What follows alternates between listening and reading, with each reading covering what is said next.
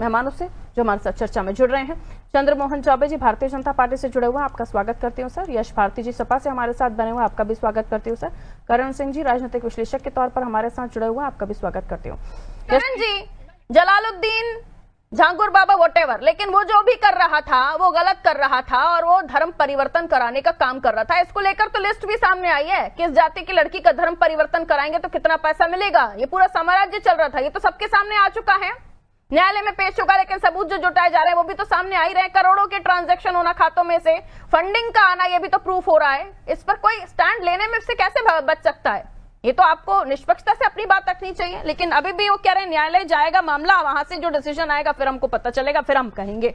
जी करण जी, network issue आ रहा है। एक बहुत बड़ी बात है, बहुत बड़ा विषय है। कहिए। और इसमें सबसे बड़ी मैं जो लापरवाही देख रहा हूँ, जो 5000 हिंदू लड़कियों के धर्मांतर हुए, तो उसमें कम से कम ये 5000 या 2500 जिहादी भी रहे होंगे। उन्होंने उन्हीं के सहयोग से किया गया होगा।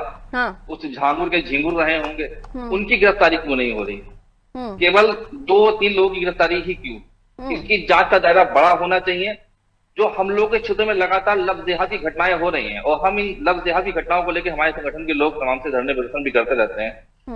तो हम लोग लगातार इस बात की मांग करते हैं कि इसके पीछे फंडिंग हो रही है, बड़ी फंडिंग हो रही है। उस फंडिंग की जांच होनी चाहिए। उस फंडिंग के पीछे कौन लोग हैं उसकी जांच होनी चाहिए। पर अधिकांश लफ्ज़-ए-देहाती घटनाओं में हिंदू बेटियों को मजिस्ट्रेट उसी मुस्लिम युवक के साथ भेज देता जो पहले से शादीशुदा होता है, 4-5 बच्चे होते हैं। तो इसमें बहुत कम कोऑपरेट हो पाता है प्रशासन की ओर से हम लोगों को, या जो हिंदू संगठन के लोग काम कर रहे हैं। तो निश्चित तौर पे ये लफ्ज़-ए-देहात बहुत बड़ी समस्या है, बहुत बड़े पैमाने फंडिंग होती है। और इसके लिए एंगल आपकी नजर में क्या है? राजनीतिक नजरिया आपकी नजर में क्या है? देखिए, ये इस पे केवल राजनीति ही हो रही है। इस पे केवल राजनीति ही हो रही है। देखिए, समाजवादी पार्टी का सीधा सा वोट बैंक है मुस्लिम, यादव और अब दलित भी जुड़ गया है। वो अपने मुस्लिम और यादव वोट बैंक के साथ में डटे खड़े रहते हैं किसी भी स्थिति, किसी भी परिस्थिति में। चाहे धर्मांतर हो जाए, चाहे देश का विभाजन भी क्यों ना हो जाएगा, वो अपने वोट बैंक के साथ स्टैंड करेंगे। उनकी नीति एकदम स्पष्ट रहती है। हाँ, भाजपा की नीति स्पष्ट नहीं रहती है।